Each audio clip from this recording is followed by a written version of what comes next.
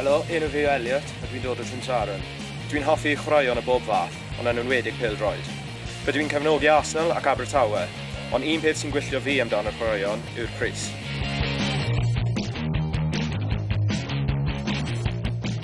Mae fy crys Abertawe o chydig o'r tymor yn ôl. Yn anffodus, dwi ddim gallu fforddio i newid oherwydd mae'r cost yn rili uchel. Mae rhaid i fi aros tan y doleg i cael ei newid, ond pryd ni, bydd y tam yr hanner ffordd trwyddo, ac yn Mehefin, bydd nhw'n cael crys newydd yn barod, felly mae'n wastad arian.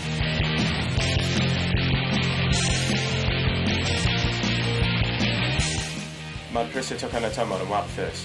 Mae'n gwneud ei anodd i unrhyw un i fforddio i mynd i gweld y tîm mae nhw'n cefnogi. Ond nid jyst y cost toc yn y tymor sydd yn warthus. Mae'r cost i weld un gêm yn lot rhy uchel, yn enwedig pan chi'n ystyried y costau ychwanegol fel teithio.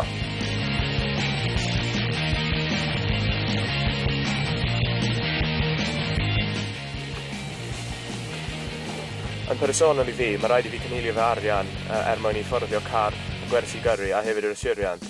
Ar ben hynny, dwi eisiau mynd mas gyda fy ffrindiau, felly mae'n amhosib i cefnogi fy hoff tîm. Mae'n anheg bod rai cefnogwyr yn cael ei gythio wrth y gêm oherwydd y prysau uchel.